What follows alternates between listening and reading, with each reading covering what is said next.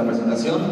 La idea de lo que motiva esta charla básicamente es hacer un repaso, si quieren, un poco histórico sobre cómo fue cambiando el desarrollo de aplicaciones Android, desde dónde venimos, qué cambios hubo en el sistema operativo y que motivaron ciertos cambios, ciertas innovaciones en la forma de desarrollar y cuál es el camino que uno debería hacer, digamos, qué cosas debería ver para estar actualizado, o si alguien está por empezar o quiere aprender Android, bueno, qué cosas debería aprender, porque hay ciertas cosas que quizás si se ponen a buscar tutoriales y demás, las van a encontrar un poco como desactualizadas o les van a explicar los fundamentos, pero tal vez no es esa la forma en la que hoy se desarrollan las apps, ¿sí? Así que básicamente les voy a ir mencionando tecnologías y demás para que tomen nota y sepan por dónde empezar a investigar.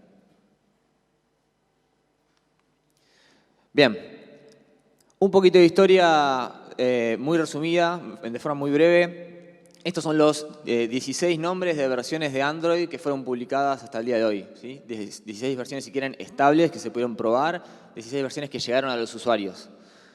Son un montón, básicamente, y el problema que esto trajo es un problema con el que los desarrolladores de Android luchamos siempre, todos los días, en nuestras vidas, cada vez un poquito menos, pero persiste, que es el problema de la fragmentación. Es decir, el problema de tener que dar soporte a usuarios que tienen versiones antiguas del sistema operativo. En mi caso, por ejemplo, trabajo para una startup chilena y estamos obligados a dar soporte a Android 4.4 en adelante, ¿sí? Eso es Android 16. Ahora está saliendo Android 29. Es decir, Android 4, 5, 6, 7, 8, 9. Hay como 6 versiones de Android distintas a las que darle soporte. Esto sumado que es una versión por año, más o menos, ¿sí? Entre Android KitKat y Android Lollipop hubo más versiones intermedias, así que quizás fue menos tiempo. Pero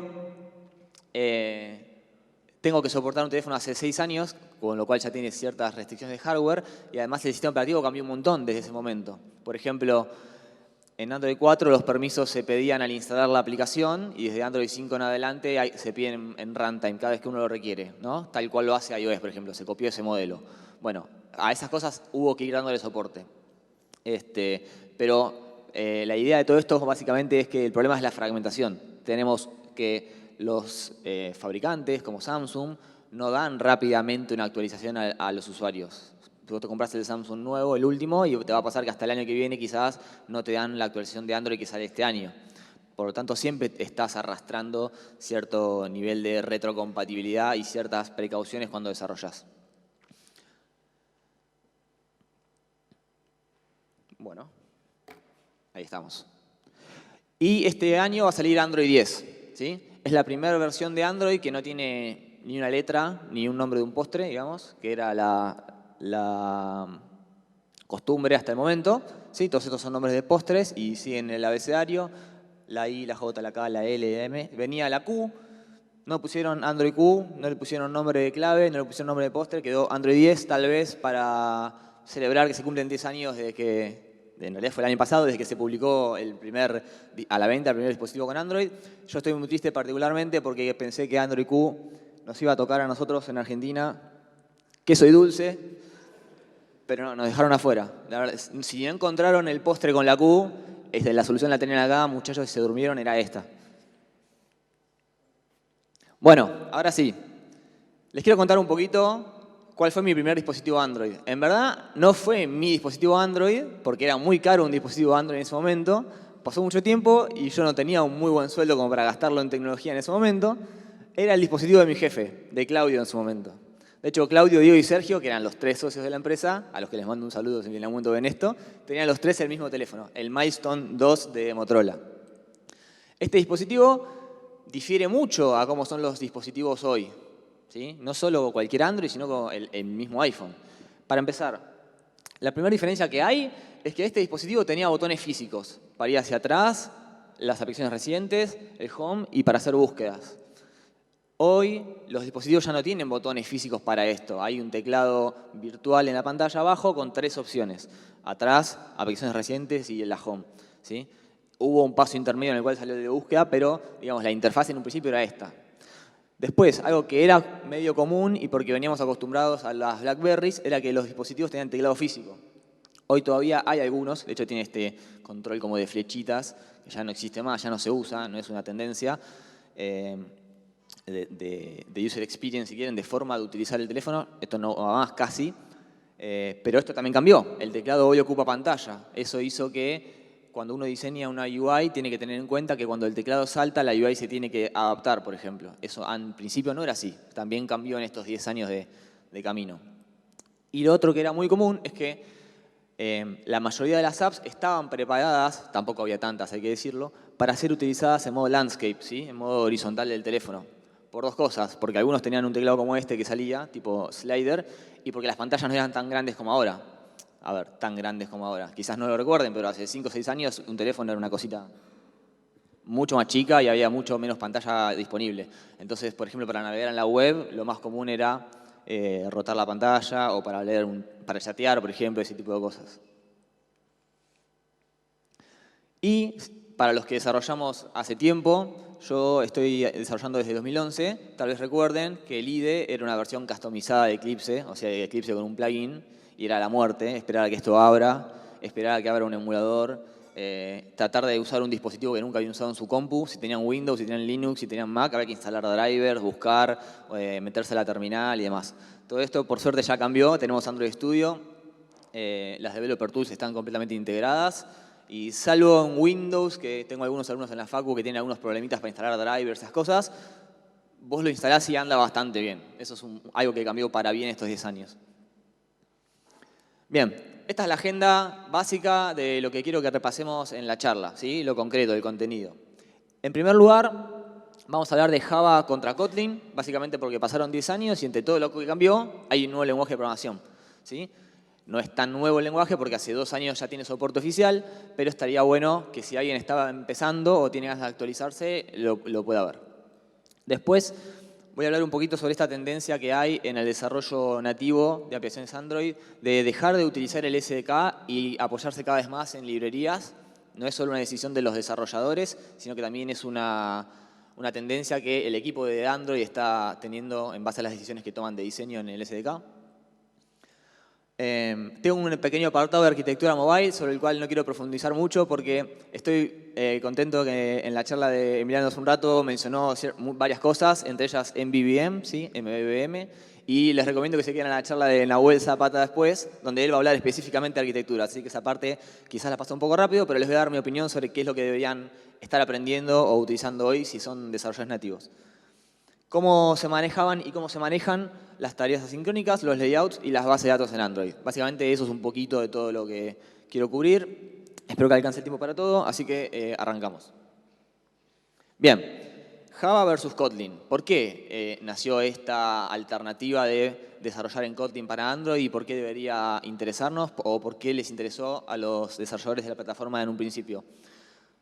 Bueno, yo hace un tiempo ya que le perdí un poco el rastro a Java, así que si me equivoco en algo de lo que digo, siéntanse libres de corregirme, pero antes de que el equipo de Android soporte Kotlin como una herramienta, digamos, un lenguaje de primer nivel para desarrollar, ¿sí? O sea, que esté integrado en Android Studio y que no haya que instalar nada extraño para utilizar Kotlin en el desarrollo, la última versión de Java soportada en la JVM de Android era Java 7, ¿sí? Es decir, todos los features que se esperaba que Java vaya agregando, había que esperar a que la JVM de Android se actualice y le dé soporte a Java 8 o hacer un setup medio raro en el proyecto para darle soporte a Java 8 y a las siguientes. Entre esas cosas, por ejemplo, estaban las lambdas. No se podían usar lambdas cuando programas en Java en Android porque no era un feature nativo en Java 7. Había que instalar plugins y demás. Y bueno, eso como un feature particular que fue lo que hizo que mucha gente trate de probar Kotlin. Pero hay otras cosas que ahora las voy a ir mostrando, que son features más modernos que Java no tenía. No sé si los tiene hoy todavía, por eso les digo, perdí el rastro, pero Java no lo tenía en ese momento, por lo menos en Java 7, y Kotlin los trae de entrada, digamos, desde que empiezan a usarlo. Además, ustedes tienen la opción de usar los dos lenguajes en el mismo proyecto. Pueden programar una parte en Java, una parte en Kotlin, o ir migrando de a poco. El IDE trae herramientas para traducir el código, que es una cosa que Emiliano comentaba antes. Ellos lo hacían entre Java y Net, ¿era? O entre Java y C Sharp. En este caso, Android Studio te permite convertir una clase Java a Kotlin o al revés, si lo necesitaran. Y más que nada es una forma de empezar a aprender cómo se programa en Kotlin si es que no saben. No es como lo recomendado para migrar el proyecto, pero lo que muchos equipos estuvieron haciendo es tomar como política que todo lo nuevo se escriba en Kotlin y que lo viejo de Java simplemente se mantiene, salvo que requiere un refactor más profundo y pueden ahí, en ese caso, decidir optar por migrar la clase completa, por ejemplo. ¿Qué es esto de la interoperabilidad? Básicamente significa que si ustedes escriben una clase en Java, la pueden utilizar desde Kotlin, como si estuviera escrita en Kotlin, de forma transparente. O sea, cuando son usuarios de la clase y crean un objeto de una clase, no importa en qué lenguaje esté escrita. Hay algunas cositas para las cuales van a tener que tener cuidado. Por ejemplo, si escriben una extension function en Kotlin, desde Java no la pueden usar como si fuera un método de la clase que están extendiendo, ¿sí? Hay algunas particularidades, pero sí pueden accederlas, porque Kotlin va a generar una clase donde ese método va a estar para que lo utilicen. Otras cosas, por ejemplo, es que Kotlin tiene null safety, es decir, existe el tipo que explícitamente dice que puede recibir nulos o no. Y en Java no. En Java todo objeto puede ser nulo, ¿sí? Bueno, hay algunas herramientas que después, si quieren, podemos ver. Por ejemplo, anotaciones que vos le anotás a un argumento como @nullable o @non-null, y eso hace que Kotlin interprete que no debería recibir un opcional, sino un tipo concreto de dato. Y para darle un poco más de manija a todo lo que es Kotlin, este año salió premiado, ¿sí?, en el OOSCC, que es la conferencia de O'Reilly, como el mejor proyecto open source del año. Y el equipo de Android anunció en el I.O. de este año, que es digamos, la conferencia anual para desarrolladores de tecnologías de Google, que el equipo de Android toma una postura de Kotlin first. Es decir, que todos los nuevos features y todas las nuevas librerías y SDKs que vayan liberando, no sé si van a estar escritos en Kotlin, pero sí van a estar pensados para los desarrolladores de Kotlin. Es decir, van a adoptar una forma de programar que sea idiomática en Kotlin, están dándole mucha bola a algo que se llama Android KTX, que es una serie de una librería con funciones para extender el SDK de Android de tal forma que sean distintos los métodos o se llamen de distinta forma y parezca más lindo y se simplifique el SDK. Bien, rapidito algunos de los features que tiene Kotlin que no tenía Java en ese momento. Lo primero, los lambdas. Android está lleno de métodos que reciben un objeto que en realidad implementa una interfase solamente para que tenga un método, ¿sí? Ese es el caso de los click listeners. Cuando vos necesitas setear un click listener en un view cualquiera, en este caso el botón para cerrar la aplicación, tenés que hacerle set on click listener y pasar un objeto que implementaba esa interfase. Solamente porque esa interfase declaraba el método onClick, ¿no? De esta forma, con las lambdas, directamente en vez de crear un objeto que implementa la interfase o hacer un inner object anónimo ahí dentro, ¿sí?, que era el idioma como más básico de Java, directamente al método le pasás el lambda, y como es el único argumento no hace falta abrir paréntesis, y lo que va acá es el cuerpo del método onClick, ¿sí? Fíjense que el IDE me está resaltando que si hago referencia a una variable llamada it, es el view sobre el cual se está haciendo clic en ese momento, por si lo requieren. El otro feature que a mí me gusta mucho particularmente son las extension functions, que es la capacidad de agregarle una función a una clase sin tener que modificar la clase, ¿sí? Y lo copado es que lo pueden hacer sobre cualquier clase. Sobre una clase de ustedes, sobre una clase del SDK de Android, una clase del SDK de Java o lo que quieran, o de Kotlin incluso. En este caso, yo estoy definiendo la función en la clase int, que es de Kotlin, una función que se llama toPixel, que lo que hace es, dado el número, porque este método se lo agrega un entero, ¿sí?, me calcula, si ese número fuera en puntos de densidad en la pantalla, cuántos píxeles ocuparía en la pantalla. Esto porque hay una diferenciación entre píxeles y puntos, depende de la resolución de la pantalla. Entonces, yo al haberle agregado este método a la clase int, puedo hacer 4.toPixel. Y eso me va a dar la cantidad de píxeles que representa 4 puntos en los distintos teléfonos, ¿sí?, dependiendo del teléfono en el que se ejecute la función. Esto está bueno porque es una de las herramientas que está usando el equipo de Android para agregarle métodos o crear métodos nuevos en el SDK sin tener que romper la compatibilidad hacia atrás. Están reutilizando métodos viejos, agregando extension functions al SDK. Eso es lo que se llama Android KTX, para el que esté más interesado en eso. Bien, otro feature que a mí me gusta mucho es que con Kotlin vos podés tener parámetros que tienen valores por default, ¿sí?, o parámetros a los cuales puedes llamar por nombre y pasarlos en el orden que quieras. Esto en Java no era así. Por ejemplo, yo tengo esta función que se llama reformat, que recibe un string y después recibe 3 booleanos y un char, ¿no? Dice, por ejemplo, normalize case es un booleano que por defecto lleva true. Es decir, si no me pasan ese parámetro, ese argumento a mi función, el valor va a ser true y lo voy a poder utilizar dentro del cuerpo, ¿sí? Lo mismo pasa con uppercase first letter, divide by camel humps y demás. Entonces, este método, esta función, perdón, se puede usar de 3 formas diferentes o más. La primera es llamarla y simplemente pasar un string. Esto se puede hacer porque este string es obligatorio, no tiene un valor por default, pero las demás variables, los demás parámetros, sí tienen un valor por default. ¿Lo ven? Si no paso normalize case es true, si no paso uppercase first letter es true, y si no paso el último char es un carácter del espacio, por ejemplo. Entonces puedo no pasarlos todos. El segundo caso, los estoy pasando todos separados por coma en el orden en el que van. El nombre en gris de la variable lo está resaltando el IDE, pero en realidad yo no lo estoy poniendo. Y la tercera forma de utilizar la función reformat en este ejemplo es pasar los parámetros, si quieren, en el orden que quieran, pero pueden decir en código a este parámetro pasar este dato, a este parámetro pasar este valor y a este. ¿Me explicó? Si quieren que quede bien explícito qué es cada cosa. Esto es para evitar justamente tener un montón de sobrecarga, este método sobrecargarlo un montón para generar alternativas. Kotlin lo hace así. Y el tercer feature, si quieren, es null safety, que es básicamente ustedes si quieren que una variable pueda almacenar null, como en este caso, tienen que poner el signo de pregunta, si no, no les va a permitir nunca igualar a null o pasar null como parámetro. Lo último, Kotlin tiene una gran comunidad, ¿sí? Existe el Slack de Kotlin Lang, donde hay channels para todos. Uno en particular es el de Android, otro es el de Jetpack Compose, que es algo que se viene.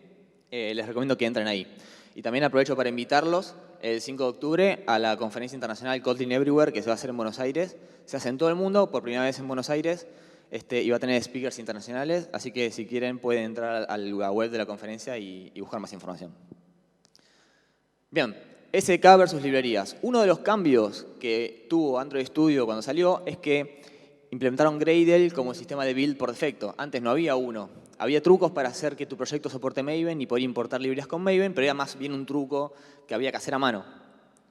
Entonces, el equipo de Android decidió depender cada vez menos del SDK y cada vez más de librerías chiquititas que fueron haciendo. Por ejemplo, AppCompat. Cuando vos haces una pantalla en Android, tenés que extender de Activity. Y Activity es una clase que está en el SDK. Es decir, depende en qué versión de Android se ejecuta tu aplicación, hay una versión de Activity distinta disponible al desarrollador. Y ahí empezaron los problemas de retrocompatibilidad. Lo mismo los dialogs. No se veían igual los dialogs o los alert dialog en todos los sistemas operativos. ¿Cómo hicieron eso para que se vea uniforme? Bueno, una librería, ¿sí? Y hay un montón de casos para esto. Por ejemplo, Recycler View es una librería, ahora Constraint Layout es una librería. Prácticamente todo es una pequeña librería. Todo lo que es Android X son todas librerías chiquititas que lo que hacen es asegurarte la retrocompatibilidad hacia atrás. Y además hay librerías que no son oficiales que están ganando lugar en la documentación oficial y en los ejemplos de los Code Labs que Google publica. Si ustedes quieren aprender Dagger 2 para hacer inyección de dependencias, no hace falta que vayan a la web del desarrollador. Hay artículos ahora en el blog de Android, el oficial, que explican cómo hacer eso. ¿Sí? O si utilizan Retrofit, que no es desarrollado por Google, está explicado en los ejemplos incluso. Y esto de cómo hacemos para refactorizar un SDK que hace 10 años usan los desarrolladores. Bueno, no lo refactorizamos, le agregamos extension functions con Kotlin para facilitar el uso de ciertas cosas y ya. Cortito del pie. Arquitectura mobile, les recomiendo en verdad la charla que va a seguir, que es la de Nahuel, sobre este tema en particular, pero básicamente los developers pedíamos recomendaciones sobre qué hacer, cómo darle forma a las aplicaciones mobile para que sea más fácil de probar y para que el código sea más limpio, ¿no? Para evitar el acoplamiento, evitar activities que tenían miles de líneas y poder escribir tests más rápidos y no violar los principios SOLID, por ejemplo. Mi recomendación es que si no tienen mucha experiencia, prueben MVP, ¿sí? Que es un patrón muy, muy sencillo. Y si se animan y la tienen clara con RX Java o quieren probar LibData, utilicen MVVM, que es lo que Emiliano justo antes mencionó. Y creo que también va a estar en la siguiente charla, así que contento de que esto, digamos, estamos todos de acuerdo en que es algo a revisar. Busquen por MVVM si quieren o vean la charla después. Bien, cosas que cambiaron también. Y voy rápido, así nos quedamos sin tiempo. Antes, para hacer un trabajo en segundo plano en Android, tenían que escribir una async task o un service en particular, ¿sí? Escribir una async task traía estos problemas. Básicamente hay que escribir un montón de código y ocasionaba bugs. Y a las alternativas que tienen ahora, si ustedes quieren decir, che, ¿qué tengo que aprender para hacer algo en segundo plano y hacerlo bien? Busquen RX Java 2 o las corrutinas de Kotlin si es que están usando Kotlin. En mi caso particular les recomiendo las corrutinas, pero sepan que en la documentación de Android hay un montón de material sobre RX Java 2 si es que van por ese camino.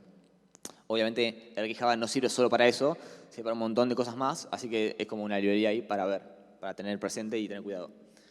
En los layouts, que también se encontraron un montón de problemas, fueron cambiando y accediéndose librerías, como contaba antes. Por ejemplo, si ustedes aprendieron a programar Android hace un tiempo y aprendieron el Relative Layout y les encanta porque está buenísimo, súper flexible y todo, deberían saber que ya no deberían utilizarlo, de hecho está en la parte de Legacy en Android Studio, y reemplazarlo por Constraint Layout, que es muy parecido, pero funciona bastante distinto por dentro. Todo lo que era List View y Grid Views se pasó a Recycler View. Y el View Pager, no sé si lo usaron, pero es ese componente para ir swipeando entre fragmentos en la pantalla, por ejemplo, para pasar entre tabs de una aplicación. Se lo pueden repasar por un Recycler View, que es un truco que aprendí gracias a Mariano en una charla en Android desde Buenos Aires. O bien View Pager 2, no es el mejor nombre que le pudieran haber puesto a una librería, que salió este año en el I.O. Y si están haciendo animaciones en sus apps, pueden usar Motion Layout, que es un layout nuevo que está basado en Constraint Layout 2. En realidad, Constraint Layout 2.0, no le llamaron Constraint Layout 2 a ese. Ahí lo dije mal yo. Pero View Pager 2 sí se llama View Pager 2. O Lottie, que es una librería que ya es súper popular y se bajan animaciones en formato JSON y las pueden importar en sus proyectos. Bien, creo que este es el último tema. Bases de datos. No sé cuántos de ustedes implementaron bases de datos en forma nativa en Android, pero es realmente un dolor de cabeza y fuente de bugs y de crashes que llegan siempre a la consola de errores de Google.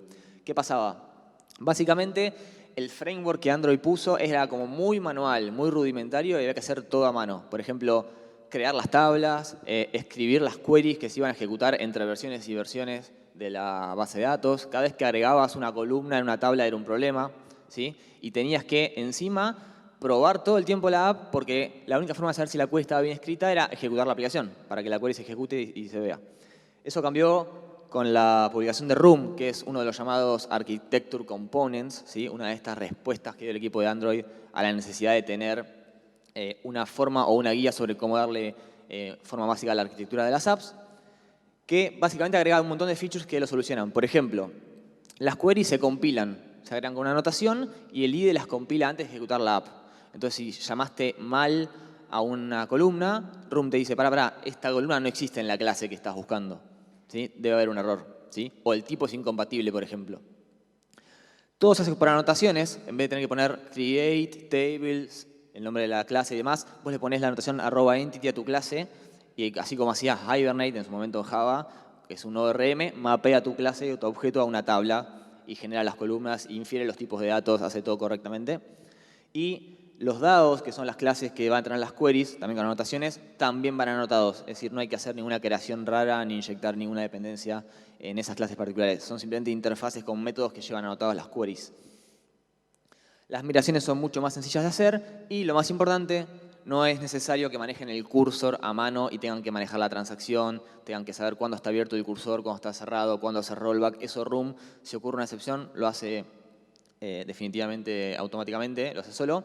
Y ustedes pueden elegir si quieren que la query se ejecute en primer plano, no es lo recomendado obviamente, o en segundo plano tienen dos opciones. O usar libdata, que es muy fácil, básicamente observan un objeto que tiene un resultado y cuando se ejecuta, cuando está el resultado se va a ejecutar una callback, o bien usar corrutinas, que es como lo más recomendado hoy por hoy, si están usando Kotlin, lo pueden usar. No lo dije, pero Room y todo lo que mencioné antes, todas las librerías, RX Java, Dagger y demás, no dependen de Kotlin, ¿sí? Si quieren usar soporte para corrutinas, sí tienen que usar Kotlin, pero si todavía están haciendo Java y quieren aprender algo nuevo y no están usando Room, pueden usar Room sin ningún problema. De hecho, los tutoriales están en Java y en Kotlin y no hay diferencia. Hasta acá todo el contenido sobre lo que yo creo que un programador hoy por hoy debería saber o debería estar aprendiendo si quiere estar actualizado en el stack de desarrollo nativo para Android. Obviamente estoy abierto a sus preguntas y a lo que quieran decir.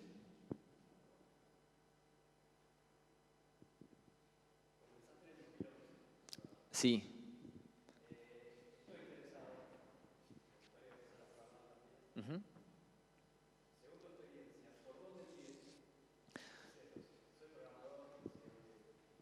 Perf- Perfecto. Te recomiendo dos cosas. La primera es que te involucres en las comunidades de desarrolladores, por ejemplo en Android Devs Buenos Aires, en Age of Mobile, si se sigue haciendo, esperemos que sí, todos los años, porque es el lugar donde está hay recursos para aprender.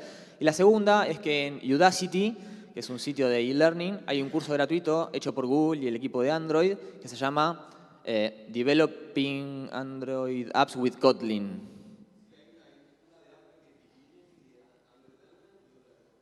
El que dice Developing Android Apps with Kotlin tiene todo este material actualizado. O sea, si estás en cero, te dicen no te pasean por todas las bases de cómo funciona, sino te dicen, ok, si querés hacer una base de datos, usa Room, se usa de esta forma.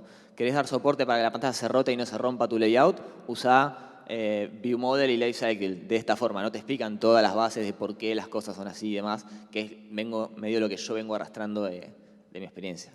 Es como la forma fácil de aprender. Está en Udacity y es un curso gratuito. ¿Hay más? Dale.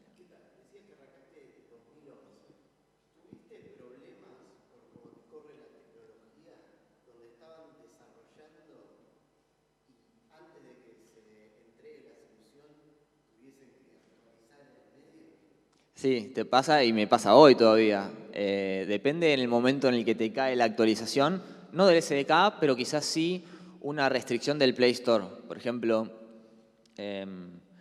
este mes, en agosto, entre todas las cosas que pasaron en agosto, había que dar soporte, creo que el target de tu aplicación, es decir, la promesa que tenés vos de la versión más nueva en la que probaste, vos asegures, cambiando un valor en un archivo de configuración, que probaste tu app en Android 9, ¿sí? Android 28, si no me equivoco.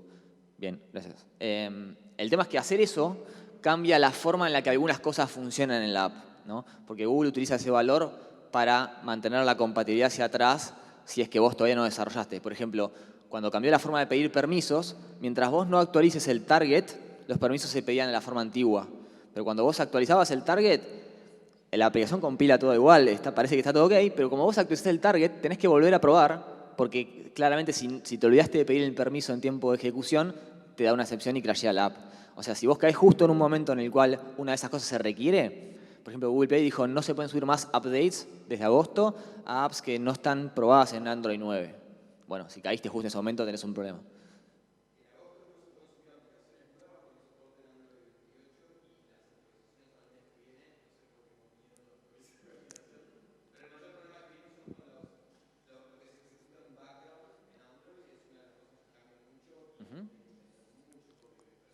Para eso la buena práctica es cuando todos los años es el I.O., que es el evento, leer el changelog.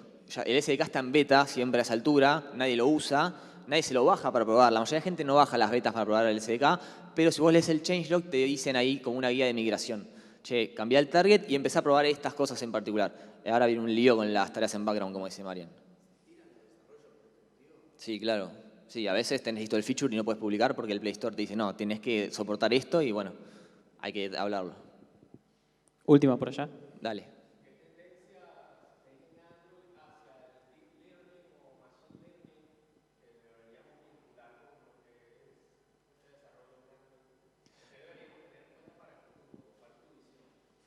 Hay un SDK nativo para Android de Machine Learning.